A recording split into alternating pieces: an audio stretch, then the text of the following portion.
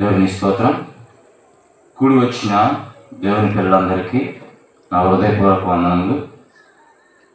మరి వేదికను ఇచ్చేసిన దైవ సేవకులకు కూడా నా హృదయపూర్వక వందనములు. ప్రియమైన దేవుని పిల్లరా, ఈ యొక్క కూడికను నేను ఏర్పాటు చేయాలని సుమారు 6 నెలలుగా ఈ ఆలోచన అయితే ఉంది. కానీ అది ఎలా వాయిదాలు పడుకుంటూ మరి ఈరోజు దేవుని ఏర్పాటుని నేను నమ్ముతున్నాను. చక్కటి వాతావరణాన్ని అనుకూలపరిచారు. అందుని బట్టి దేవాది దేవునికి స్తోత్రము. ఇక ఆలస్యం చేయకుండా ఒక అంశాన్ని, ఒక పాఠాన్ని చెప్పాలని ఆశపడుతున్నాను. చెప్పబోయే అంశం ఏంటంటే సాతాను మాయాజాలం. సాతాను మాయాజాలం. సాతాను యొక్క మాయాజాలం ఏంటి? మాయాజాలం గురించి విన్నాం. మాయాబజార్ అన్న సినిమా కూడా తెలుసు. కానీ ఇంతకీ సాతాను మాయాజాలం ఏంటి? ఇంద్రజాలం గురించి విన్నాం. అంటే ఇంద్రజాలం అంటే మ్యాజిక్ అన్నమాట, గారడి విద్య అన్నమాట. మరి సాతాను యొక్క మాయాజాలం ఏంటి అన్నది ఈరోజు తెలుసుకోలేకపోతున్నారు. సాతాను అనగానే, అపవాది అనగానే, దయ్యం అనగానే ఈరోజు ప్రపంచానికి అర్థమైంది ఏంటంటే దయ్యం అంటే మనుషులకు పడుతుంది. దయ్యం అంటే చనిపోయిన ప్రేతాత్మలు దయ్యాలుగా తిరుగుతారు. ప్రేతాత్మలుగా మనుషులకు పట్టి పీడిస్తారు. ఇకపోతే తెల్ల చీర కట్టుకుంటుంది, ఎండిన చెట్టు ఎక్కువ ఉంటుంది, ఎర్ర నిప్పులు కప్పుతుంటుంది, పాదాలు వెనక్కి తిరిగి ఉంటుంది, అంటే మల్లెపూలు పెట్టుకుంటుంది. ఇది మాత్రమే లోకానికి తెలిసిన నిజం, కానీ అసత్యం. ఏమండి, నిజం అనుకుంటుంది. దయ్యం అనగానే ఇదే ఒక భ్రమలో ఉన్నారు. కానీ ఇప్పుడు దయ్యం అంటే ఏంటో, ఆ సాతాను ఏంటో, అది చేస్తున్న మాయాజాలం ఏంటో నేను చూపిస్తాను. ఎందుకంటే మాయాజాలం అనగానే, ఇంద్రజాలం అనగానే, కనికట్టు అనగానే, గారడి విద్య అనగానే ఒక విధంగా మనం ఆలోచించినప్పుడు దాన్ని మ్యాజిక్ చేస్తాడు. ఎలా చేశాడు? ఇంత అద్భుతంగా ఎలా చేశాడు? ఎలా గారడి చేశాడు? నేను చిన్నప్పుడు చూశాను అండి ఆ గారడి విద్య, మ్యాజిక్ అనేది చూసినప్పుడు ఒక అతను చేతిలో నుంచి డబ్బులు తీసేసేవాడు. డబ్బులు తీసేసేవాడు. తర్వాత అయిపోయినాక మళ్ళీ అందరినీ డబ్బులు అడిగేవాడు. మరి చేతిలో నుంచి డబ్బులు తీయటం అనేది ఒక విద్య అయితే, ఒక గారడి అయితే, గారడి విద్య అనుకుంటే చక్కగా ఆయన భార్యకి నేర్పించుకొని, పిల్లలకి నేర్పించుకొని చక్కగా డబ్బులు తీసేసుకోవచ్చుగా. మరలా అయిపోయినాక, ఆ కార్యక్రమం మొత్తం అయిపోయినాక ఏమండి డబ్బులు అడుక్కుంటుంటాడు. అంటే అదొక విద్య, అది ఒక మ్యాజిక్, అది ఒక గారడి విద్య, అది ఒక మాయాజాలం. ఏమండి, మరి సాతాను యొక్క మాయాజాలం ఏంటి? అది ఎలా ఉంటుంది? దాని మాయలు ఏంటి? దాని మోసాలు ఏంటి? దాన్ని ఎలా కనిపెట్టాలి అనేది మనం తెలుసుకోవాలి. ఒక మ్యాజిక్ వెనకాల, దాని వెనకాల ట్రిక్ ఉంటుంది. ఆ ట్రిక్ తెలిస్తే ఓ ఇది చిన్నదేనా అన్నట్టు ఉంటుంది. ఆ ట్రిక్స్ మనం కూడా చేయొచ్చు, కానీ అలా చేయలేము. అండి, దానికి నేర్పుతనం ఉండాలి. ఒక చిన్న ట్రిక్ మరి నేను చేస్తాను, మా పిల్లవాడు చేస్తాడు, లేఖన్ బాబు. ఇక ఇది క్యూబ్ అంటారు. ఏమండి, ఇది క్యూబ్ అంటారు. దీన్ని చక్కగా ఒకే కర్ర ఉంది కదండి, ఇది ఎవరైనా చెరిపేసేవాళ్ళు ఉంటే వస్తే చెరిపేసేవ్వండి. అబ్బాయి చేసి చూపిస్తాడు.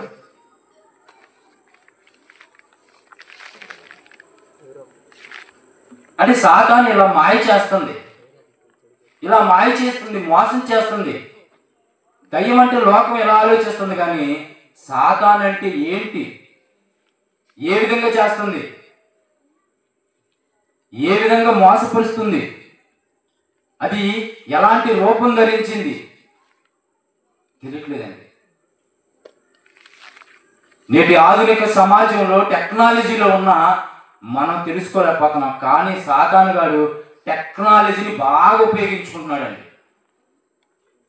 టెక్నాలజీని బాగా ఉపయోగించుకుంటున్నాడు. నేటి ఆధునిక యుగంలో టెక్నాలజీని బాగా ఉపయోగించుకుంటున్నాడు. మనకు తెలియట్లేదు అది ఎలా మాయ చేస్తుందో, ఎలా మాయ చేస్తుందో, ఎలా మోసపరుస్తుందో సాతాను గారి యొక్క తంత్రాలను ఎరుగని జనాలుగా ఉన్నారు. కానీ దీన్ని ఎలా ఒక ట్రిక్ చేసి చూపిస్తారు మా లేఖనంలో వచ్చి. ఇప్పుడు కలర్లు మార్చేసామండి, అది క్యూబ్ అంటారు. చేసి చూపించు.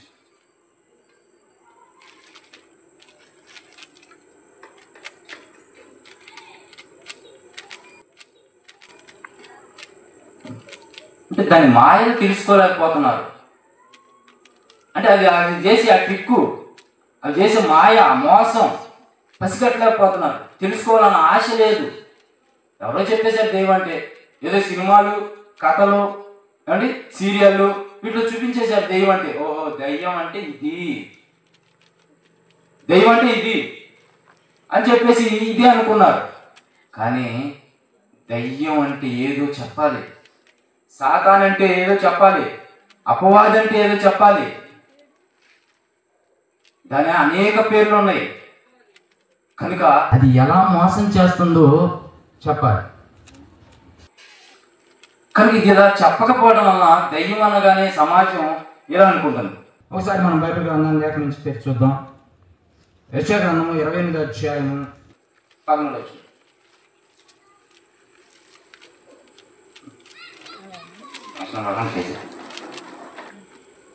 ఓకే, ఇందాక ఎలా ఉందండి?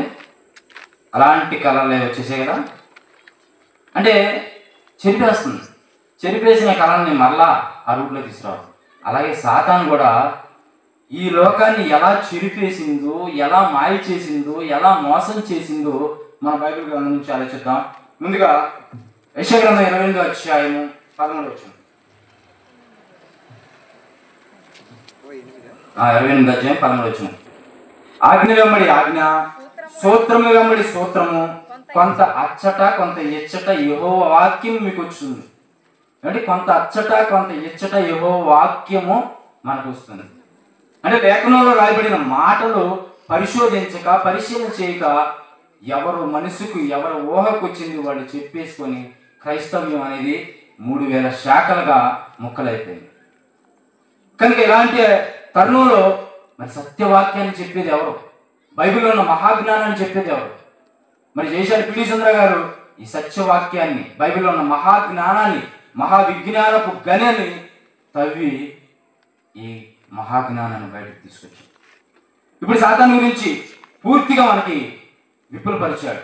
చూద్దాం బైబిల్ గ్రంథం నుంచి హబక్కూ గ్రంథం 1వ అధ్యాయం 15వ వచనం. హబక్కూ గ్రంథం 1వ అధ్యాయం 15వ వచనం.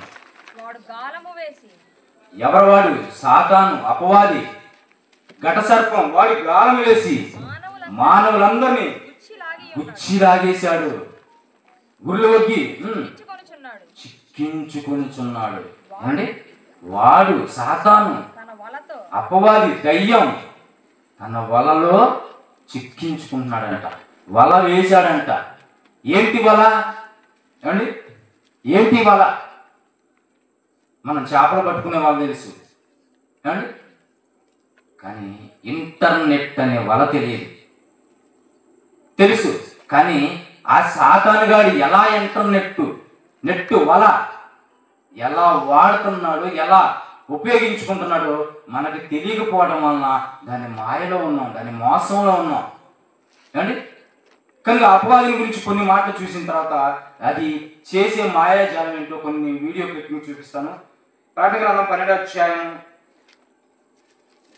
12వ వచనం. ప్రకటన గ్రంథం 12వ అధ్యాయం 12వ వచనం. అందుచేత పరలోకమా, పరలోక నివాసులారా ఉచ్చయించండి, భూమి సముద్రము మీకు శ్రమ. అపవాది తనకు సమయము కొంచెమేనని తెలుసుకొని బహు క్రోధము గలవాడే మీ యొద్దకు దిగి వచ్చాడు. తనకు సమయం కొంచెమేనని. మనకు సమయం లేదు తెలియట్లా. సమయం లేదు తెలియక ఒక్కొక్కరు ఒక్కొక్క దాంట్లో తమ సమయాన్ని వేస్ట్ చేసేస్తున్నారు. మరి ముఖ్యంగా ఇప్పుడు నేటి సమాజానికి అవసరమైంది ఏంటంటే ఇంటర్నెట్లో తమ సమయం, ఈ ఫోనుల్లో, ఈ స్మార్ట్ ఫోనుల్లో ఏమండి సమయం మొత్తం గడిపేస్తున్నారు. ఇది లేకపోతే ఉండలేడు. ఏమండి ఈ సెల్ ఫోన్ ఎలా మారిందంటే గుండెకాయలాగా మారిపోయింది. ఉదయాన్నే నిద్ర లేవాలన్నా సెల్ ఫోన్ కడుగుకుంటాడు, ఉదయాన్నే సెల్ ఫోన్. ఒకప్పుడు తల్లిదండ్రులు తమ పిల్లల మొహం చూసేవాళ్ళు, లేదా దేవుడు మొహం చూసేవాళ్ళు ఫోటో దగ్గరికి వెళ్ళి. కానీ ఇప్పుడు ఎక్కడుంది సెల్ ఫోన్, ఎక్కడుంది నా ఫోను అని తడుగుకుంటున్నాడు. ఉదయాన్నే లేవగానే ఫోన్ చూడాలి. పిల్లలు తినాలన్నా ఫోన్తోనే, ఏమండి వాడు నిద్రపోవాలన్నా ఫోన్తోనే. ఇలా మారిపోయింది. రైట్. ప్రకటన గ్రంథం 12వ అధ్యాయం ఇంకా సాతానుడు ఎలా మోసం చేస్తున్నాడు. ప్రకటన గ్రంథం 12వ అధ్యాయం 9వ వచనం. కాగా సర్వలోకాన్ని మోసపుచ్చుచు అపవాదనియు సాతాననియు పేరు గల ఆ ఘట సర్పం సర్వలోకాన్ని మోసం చేస్తుందంట. మనుషుల చేత మోసపడిన వాళ్ళు ఉంటారు. ఏమండి నేను పలానా మోసపరిచిందండి, పలానా అతను మోసపరిచాడండి, నేను అతని వల్ల మోసపోయానండి అని అంటారు. కానీ సర్వలోకాన్ని మోసం చేసేవాడు ఒకడు ఉన్నాడు. వాడే అపవాది. వాడి అపవాది అంట. ఎలా మోసం చేస్తున్నాడు ఏమండి? సర్వలోకాన్ని ఇంటర్నెట్, ఫోను, ఈ ఫోన్ కలెక్షన్ ద్వారా మోసం చేస్తున్నాడండి. ఏమండి ఇంటర్నెట్ సాతాను దగ్గర అనేక వలలు ఉన్నాయి. రకరకాల వలలు ఉన్నాయి. ఒక చేపల వ్యక్తి పట్టుకునే వ్యక్తి అనేక రకాల వలలు ఉంటాయి. అలాగే సాతాను గాడు అనేక రకాల వలలు. ఒకరిని తాగుబోతుగా చేయాలి, ఒకరిని తిరుగుబోతుగా చేయాలి, ఒకరిని హంతకుడుగా చేయాలి. ఇది పాత పద్ధతి. కానీ అది కూడా టెక్నాలజీ మార్చుకున్నాడు. అది కూడా మారిపోయింది. అది కూడా టెక్నాలజీని బాగా ఉపయోగించింది. అప్పుడప్పుడు మనం మనుషులు అప్డేట్ అయ్యారని అంటాం. అప్డేట్ అనే పదం దేనికి? ఫోన్కి సంబంధించి అంటారు. అంటే ప్రతి ఫోన్లో అప్డేట్ అనేది వస్తుంది. అది నెలకు రావచ్చు, 2 నెలలు రావచ్చు, సంవత్సరం రావచ్చు. అండి అప్డేట్ వస్తుంది. అప్డేట్ చేసుకుంటాం. అప్పుడు కొత్తగా న్యూగా ఉంటుంది. అలాగే సాతాను గాడు అప్డేట్ అయ్యాడు. ఎంతకాడికి నిన్ను అంతకుడుగా వ్యభిచారిగా ఎలా చేయడు అండి? అది కూడా టెక్నాలజీ మార్చుకుంది. ఫోన్ ద్వారా స్మార్ట్ ఫోన్ ఇచ్చేస్తున్నారు అండి. ఇంకా సాతాను గురించి కొన్ని మాట్లాడుతుంటాం. యోహాను సువార్త 14వ అధ్యాయం. దీనికి ఎలాంటి పేరు ఉందో ఒకసారి చూద్దాం. యోహాను సువార్త 14:30. ఇకను యేసుక్రీస్తు వారు అంటే విస్తరించి నేను మాట్లాడను. లోకాధికారి వస్తున్నాడు. నాతో వానికి ఏం పని, నాతో ఏం సంబంధం? లోకాధికారి. సాతానికి బిరుదేంటో తెలుసా అండి? లోకాధికారి. ఎవరిచ్చారండి అది? మనమే ఇచ్చాం. లోకాధికారి, లోకానికి అధికారి అయిపోయింది అండి. ఒక జిల్లాకు, ఒక ప్రాంతానికి, ఒక రాష్ట్రానికి, ఒక దేశానికో కాదు, సర్వలోకాన్ని మోసపుచ్చుతున్నాడు. మనం చదువుకున్న అపవాది మాట్లాడితే ఏమంటుందంటే అండి లోకాధికారి, లోకానికి అధికారి అంట. ఎలా ఈ లోకానికి అధికారి అయింది అండి? 1 యోహాను పత్రిక 5వ అధ్యాయం 19-18 వచ్చినాడు. 1 యోహాను పత్రిక 5:19. మనము దేవుని సంబంధమనియు లోకమంతయు దుష్టుని యందు ఉన్నది. లోకమంతా దుష్టుని యందు ఉంది, అపవాది యందు ఉంది, సాతాను యందు ఉంది. ఎలా ఉంది చూద్దురుగా మీడియా ఏమండి. అలాగే యేసుక్రీస్తు దగ్గరకు వచ్చింది. మత్తయి 4:8 మనకి తెలుసు ఏమండి.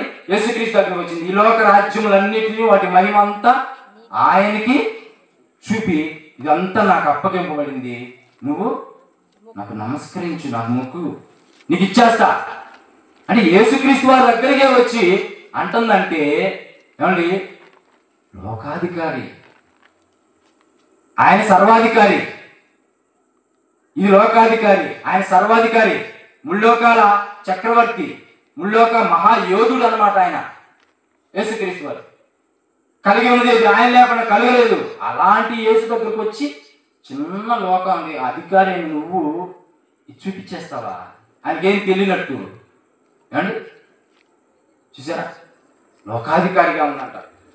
ఇంకా మనల్ని కూడా లోకాధికారులుగా ఎలా మార్చిందో యోహాను సువార్త 8:44 మనకు తెలుస్తుంది. మీరు మీ తండ్రి యొక్క అపవాది సంబంధులు, మీ తండ్రి దురాశను నెరవేర్చుకున్నాడు, వాడు ఆది నుండి నరహంతకుడై ఉన్నాడు. చూసారా, మీరు మీ తండ్రిగా దానికి ఆహ్వానించేశారు. తండ్రిని చెప్తున్నాడు అంటే లోకాధికారి నుంచి సర్వలోకాన్ని మోసపుచ్చేవాడి నుంచి తండ్రిగా, తండ్రి స్థాయిలో తండ్రి స్థానాన్ని ఇచ్చాడు. చూసారా, అప్పవాది మా తండ్రి అండి, మా సాతాను మా నాన్న అండి అని చెప్పుకునే వారిగా మనం మార్చేసుకున్నాం. ఎలా మార్చేసుకున్నాం చూద్దాం. 1 యోహాను పత్రిక 2:15. 1 యోహాను పత్రిక 2:15. ఈ లోకములోనైనను లోకములో ఉన్నవాటినైను ప్రేమించకండి. ఎందుకు ప్రేమించొద్దు అని దేవుడు అంటున్నాడంటే అది లోకాధికారి, అది సాతానుకు అప్పగింపబడింది. ఇది సర్వలోకాన్ని మోస చేయడానికి ఇది వచ్చింది. లోకంలో ఇప్పుడు మీకు చెప్తున్నాను, ఒక నిజాన్ని చెప్తున్నాను. లోకంలో ఉన్నదంతా శరీరాశ, నేత్రాశ, జీవపు డంబం. కొట్టేసింది అవ్వాలి. శరీరాశతో, నేత్రాశతో, జీవపు డంబాలతో కొట్టేసింది. చూసారా, దీని మాయలో మనిషి పడిపోయాడు. అలా వ్యభిచారాలు, దొంగతనాలు, హత్యలు, ఆత్మహత్యలు, అత్యాచారాలు ఇలాంటివి జరుగుతున్నాయి. ఇక ఎలాంటి కాదు, సెల్ ఫోన్ అనే ఆయుధంతో వచ్చాడు. వీటితో కూడా వచ్చాడు నిన్ను మట్టి పెట్టడానికి. అది తెలియట్లేదు. సెల్ ఫోన్ అనే ఆయుధంతో వచ్చాడు. అందులో చూపిస్తున్నాడు శరీరాశ, అందులో చూపిస్తున్నాడు నేత్రాశ, అందులో చూపిస్తున్నాడు జీవపు డంబం. ఇవన్నీ వచనాలు మనసులో పెట్టుకోండి. చివరిలో కొన్ని వీడియోలు తక్కడగా చూపిస్తారు. ఇవన్నీ వచనాలు మనసులో పెట్టుకోండి. అలాగే హబక్కూ గ్రంథం 1:15 మనం చదువుకున్నాము. వాడు గాలం వేసి ఊర్లు ఒగ్గి వల వేశాడు. ఎలా వల వేస్తున్నాడు, ఆ వలలో ఎవరు పడుతున్నారు, అలా పడకుండా మనం ఏం చేయాలో ఒకసారి చూద్దాం. కొలస్సీ పత్రిక 3:1. మీరు క్రీస్తుతో కూడా లేపబడిన వారైతే పైనున్న వాటినే వెదకుడి. అక్కడ క్రీస్తు దేవుని కుడిపార్శ్వమున కూర్చుండి ఉన్నాడు. పైనున్న వాటిని వెదకాలంట. అంటే పైనున్న వాటిని వెదకాలి. పైన ఎవరున్నారు? దేవుడు, పరలోకం, క్రీస్తు, ఆయన కుడిపార్శ్వన క్రీస్తు. అలా పైన ఉన్న వాటిపైన మన ఆలోచన ఉండాలి. అబ్రహాం అయితే దేని వైపు చూశాడు? పునాదులు గారు ఆ పట్టణం కొరకు అబ్రహాం ఎదురు చూచాడు. నేను ఈ లోకం తనది కాదనుకున్నాడు, ఇలా శాశ్వతం కాదనుకున్నాడు. మనం శాశ్వతమైన ఇదే బ్రతుకు, ఇదే జీవితం, ఇక్కడే శాశ్వతం అని మనం బ్రతికేస్తున్నాం. కనుక పైనున్న వాటి మీదనే కానీ భూ సంబంధమైన వాటి యందు మనసు పెట్టకండి అన్నాడు. మరి ఇది మనకు అర్థం కావట్లేదు. అర్థం కాక ఎలా ఉన్నాం? ఒక విషయం తండ్రి చెప్పాడు, లేకపోతే వేరని చెప్పారు అనుకోండి, మనకు అర్థం కాలేదండి. ఎలా కళ్ళు మూసుకున్నావా, గుడ్డోడివా, వినిపించట్లేదా అని అంటారు. సాతాను గారు కూడా గుడ్డితనం కలగజేశాడు. 2 కొరింథీ 4:4 ఉంటాయి. కానీ ఈ యొక్క సంబంధమైన దేవత అవిశ్వాసులైన వారి మనోనేత్రాలకు గుడ్డితనం కలుగజేసింది. గుడ్డితనం నిన్ను గుడ్డోలుగా మార్చేసింది. ఏంటంటే బాగానే ఉన్నాం కదా, మా కళ్ళు బ్రహ్మాండంగా కనపడుతున్నాయి అని అంటే ఎలా గుడ్డోళ్ళు అయిపోతున్నారో చూద్దాం. అలాగే కీర్తన గ్రంథం 119:37. కీర్తన గ్రంథం 119:37. వ్యర్థమైన వాటిని చూడకుండా నా కన్నులు త్రిప్పేము. వ్యర్థమైన వాటిని చూడకుండా నా కన్నులు త్రిప్పేయి అంటున్నాడు. అండి, వ్యర్థమైన వాటిని చూడకుండా నా కన్ను. ఇప్పుడు సెల్ ఫోన్ గురించి బైబిల్లో ఉందా? సినిమాల గురించి బైబిల్లో ఉందా? చాలా మంది ప్రశ్నిస్తుంటారు. కానీ సినిమాల గురించి బైబిల్లో ఎక్కడ ఉందండి? సెల్ ఫోన్ గురించి ఎక్కడ ఉందండి? దేవుడు చెప్పాడు, నీకు సెల్ ఫోన్ అని రాయడు, సినిమాలు అని రాయడు, సీరియల్స్ అని రాయడు. ఆయన మాటలో భూ సంబంధంగా నువ్వు ఆలోచిస్తే, ప్రకృతి సంబంధంగా నువ్వు ఆలోచిస్తే నీకు అర్థం కావు. నువ్వు ఆత్మ సంబంధిగా మారాలి. ఈ మనోనేత్రాలు వెలిగించుకోవాలి. అప్పుడు కనపడుతుంది నీకు దేని ఎందుకు మనసు పెడుతున్నావు అనేది నీకు అర్థమవుతుంది. ఏమండి? అప్పుడు వ్యర్థమైన వాటిని చూడకుండా నీ కన్నులు తిప్పేసుకుంటావు. చూసారా? కనుక సెల్ ఫోన్ గురించి వీటి గురించి ఇప్పుడు అది కూడా చెప్పాడు దేవుడు. అంటే చెప్పాడు ఇదే పై సంబంధమైన భూ సంబంధం క్షమించాలి పైన ఉన్న వాటి మీద మీ మనసు పెట్టండి అన్నాడంటే అది సెల్ ఫోన్ కదా. నువ్వు భూ సంబంధమైన వాటి మీద మనసు పెడుతున్నావు అంటే ఇది సెల్ ఫోన్ కదా. ఏమండి? అలాగే వ్యర్థమైన వాటిని చూడకుండా నీ కన్నులు తిప్పేసుకుంటున్నావు. మరి చూస్తున్నావు అంటే సెల్ ఫోన్ కదా. ఈరోజు ఎలా చూస్తుంది, ఏ విధంగా చూస్తుంది చూపిస్తారు. రైట్. లేకపోతే మరి మన దేహాన్ని దేవుడు ఆలయంగా మలిచాడు, దేహాన్ని దేవుడిని నిలయంగా మలిచాడు. కానీ ఎవరికి చోటు ఇచ్చారో ఎఫ్ఎస్సీ పత్రిక 4వ అధ్యాయము 27వ వచనం. ఎఫ్ఎస్సీ పత్రిక 4వ అధ్యాయం 27వ వచనం. అపవాదికి చోటు ఇవ్వకండి. అపవాదికి చోటు ఇవ్వకండి. ఇది కూడా సెల్ ఫోనే. నువ్వు అపవాదికి చోటు ఇచ్చావంటే ఈ స్మార్ట్ ఫోన్లు ఏమండి, గేమ్స్ ఏమండి, ఇవన్నీ వీటికి నువ్వు చోటు ఇచ్చేసావు, అపవాదికి చోటు ఇచ్చేసావు. అంటే మరి దేవుడికి స్థానం లేదా? దేవుడు ఎక్కడ పెట్టేశారు? ప్రకటన 3వ అధ్యాయం 20వ వచనంలో ఉంటుంది. ఏమండి? తలుపు నద్ద ఉండి తట్టుచున్నాడు. అంటే దేవుని బయటికి నెట్టేసావు, ఆయన తలుపు బయట నుండి తడుతున్నాడు. నీ హృదయాన్ని నువ్వు తెరవలేకపోతున్నావు. ఎందుకంటే అపవాది కూర్చున్నాడు, అపవాదికి చోటు ఇచ్చేసావు. అపవాది ఉంది నీ హృదయంలో. ఉంది కనుక నీ మనసు అంతా, నీ ఆలోచన అంతా, నీ సమయం అంతా ఎవరికి గడిపేస్తున్నావు అండి? అపవాది క్రియలకు, యుగ సంబంధమైన క్రియలకు, శరీర క్రియలకు, సెల్ ఫోన్ క్రియలకు, స్మార్ట్ ఫోన్ క్రియలకు ఇలా మార్చేసేది. రైట్. మరి ఎవరికి చోటు ఇవ్వాలి? చోటు ఇవ్వకపోతే ఏంటి పరిస్థితి? రోమపత్రిక ఎవరికి చోటు ఇచ్చారు చూడండి. 1వ అధ్యాయం 28వ వచనం. వారు తమ మనసులో దేవునికి చోటు ఇయ్యనల్లకపోయేది గనుక చేయరాని కార్యములు చేయుటకు దేవుడు భ్రష్ట మనసుకు అప్పగించాడు. అంటే దుష్టుడికి అప్పగించాడు, భ్రష్టుడికి అప్పగించాడు. ఎందుకు? చేయరాని కార్యాలు నువ్వు చేస్తున్నావు, చేయరాని క్రియలు చేస్తున్నావు, ఏ క్రియలు, దుష్క్రియలు అంటే ఇవన్నీ నువ్వు చేస్తున్నావు. దేవుడు అరే నీ తండ్రి అపవాదికి అప్పగిస్తున్నారా? మీ డాడీ ఆడే. నాలో ఉన్నవాడు ఎలా ఉంటాడు? పరిశుద్ధుడిగా ఉంటాడు, నీతిమంతుడిగా ఉంటాడు, యథార్థవంతుడిగా ఉంటాడు, నిర్దోషిగా బ్రతుకుతాడు. నువ్వేంటి అలా? కనుక అలా ఉండకూడదు అని అంటున్నాడు. అపవాదికి వారు చేయరాని కార్యములు తమ మనసులో దేవునికి చోటు లేకుండా చేశారు. ఎవరు చోటు ఇచ్చారు? అపవాదికి, సాతానికి. సాతానికి ఎలా చోటు ఇచ్చారు? ఏమండి? నేను మంచిగా ఉన్నానండి, నాకు ఏ అలవాట్లు లేవండి, ఏ వ్యసనాలు లేవండి. కానీ ఏటికి బానిసలు అయిపోతున్నారు? ఎలాంటి వ్యసనాలు? ఈ మొబైల్ అనేది, ఈ వ్యసనం, దీనికి బానిసలు అయిపోతున్నారండి చాలామంది.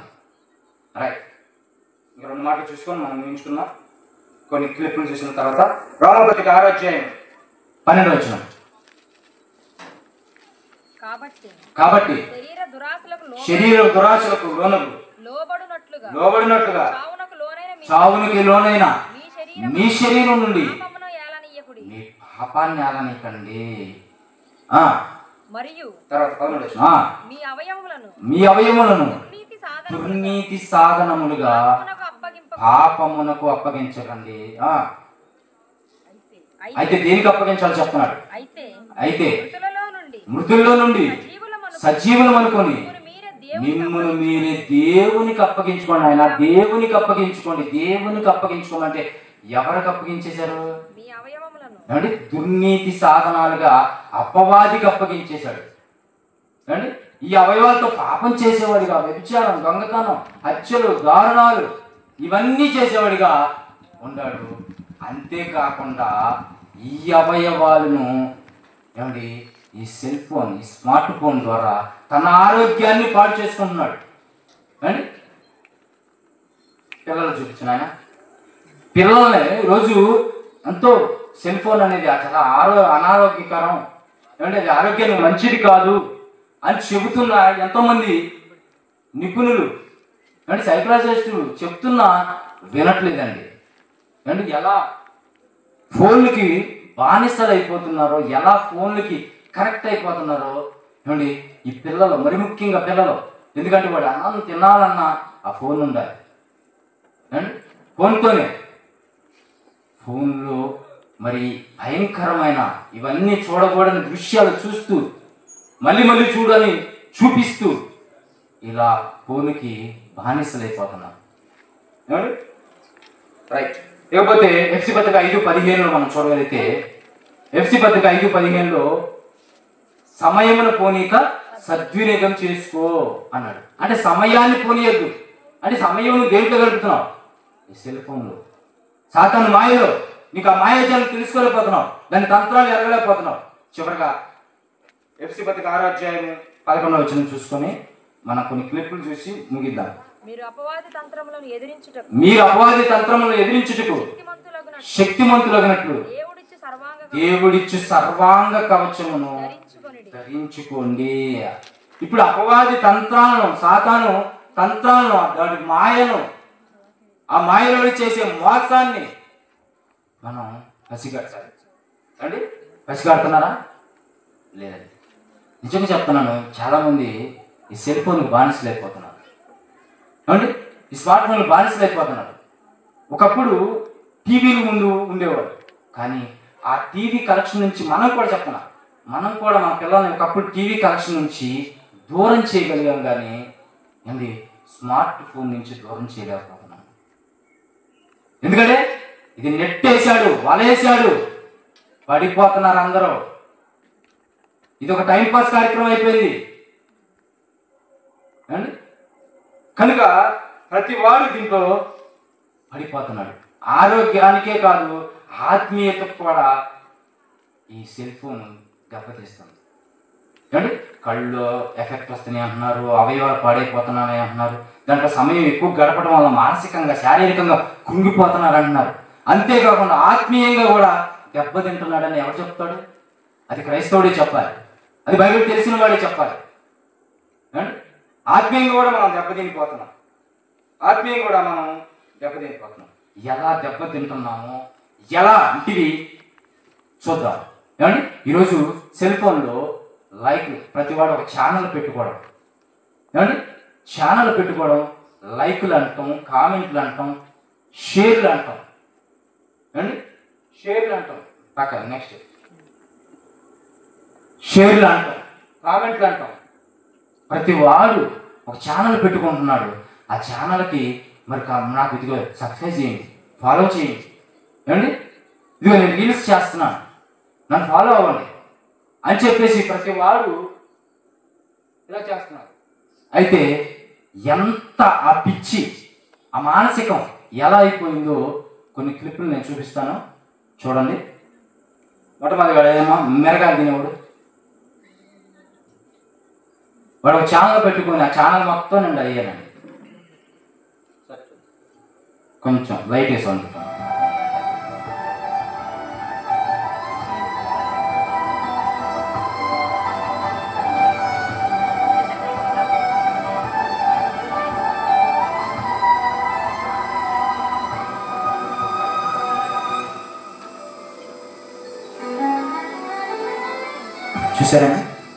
చూసారా మరో నెక్స్ట్ వీడియో చూడండి.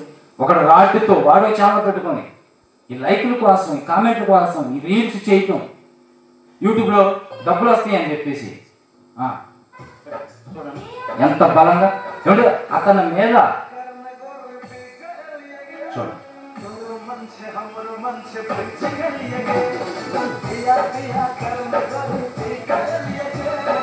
చూసారు ఏంటి చివరిలో ఉన్నాడు, లైక్, నాకు లైక్ చేయండి, మీ సపోర్ట్ కావాలి నాకంటే, నేను ఛానల్ పెట్టుకున్నా. చూసారా, లైక్ అయినా సపోర్ట్ చేయండి.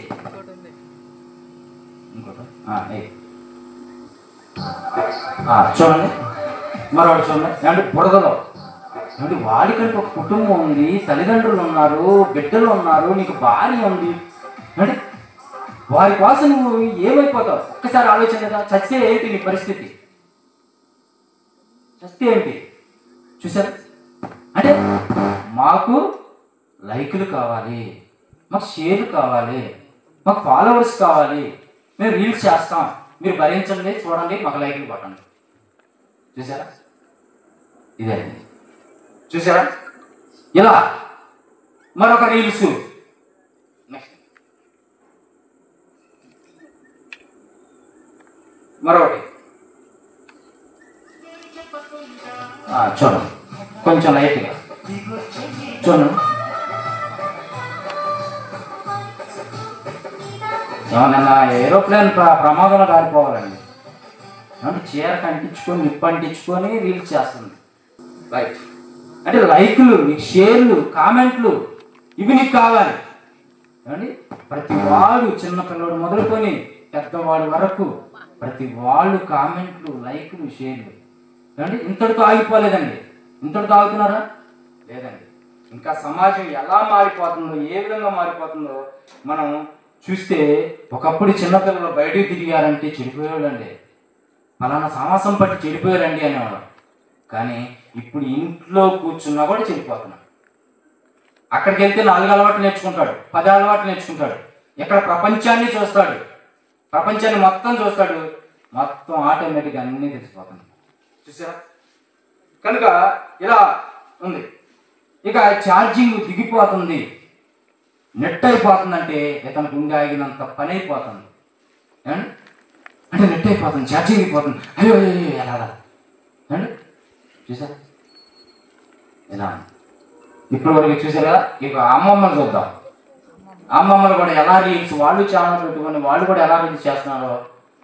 కొంచెం సౌండ్ తగ్గిమ్మా, పెట్టినా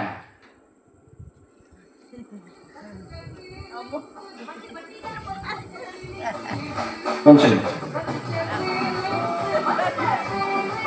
అమ్మమ్మలండి చూడండి,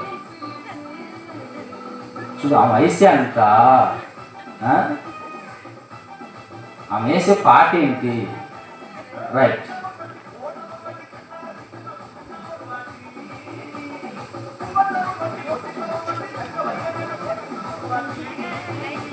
మరో అమ్మమ్మని చూద్దాం, మరో అమ్మమ్మ నాయనమ్మని చూద్దాం.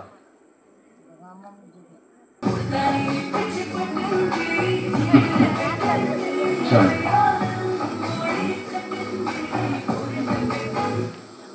నెక్స్ట్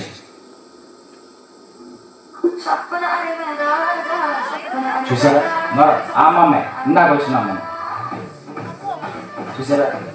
అంటే ఏం మెసేజ్ ఇస్తున్నావు, ఎలాంటి మెసేజ్ ఇస్తున్నావు? సమాజానికి ఒక మేలుకరమైన ఇస్తున్నావా? నీ వయసుకి తగ్గ పనేనా అండి? రైట్. మరొక అమ్మ ఇచ్చినా.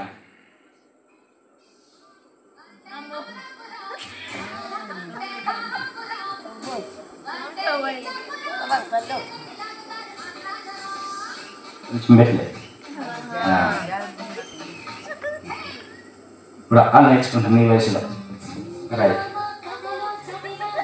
ఇప్పుడు చదువుతుంది కథలో. చూసారండి?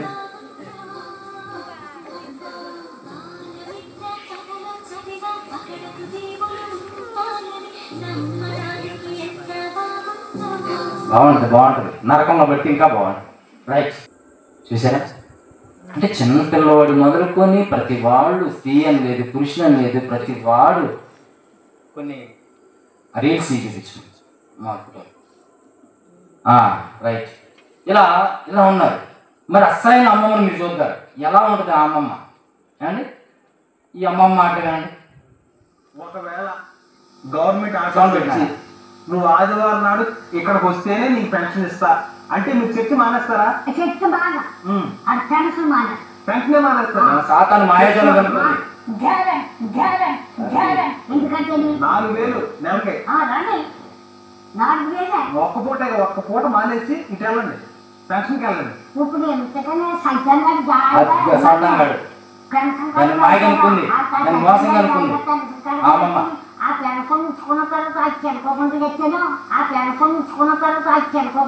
ఇందాక అమ్మమ్మలు ఎలా ఉన్నారు, ఈ అమ్మమ్మ ఎలా ఉంది అండి? అది బైబిల్లో ఒక అమ్మమ్మ మనకు తెలుసు అంటే తిమోతిని, అంటే ఒక మంచి దైవ సేవకుడిగా లేఖనంలో పరిశుద్ధం బాల్యం నుంచి ఎరిగి మంచి ఒక లేఖనాన్ని అభ్యసించేది. ఏమండి? ఆమె పేరే లోయి.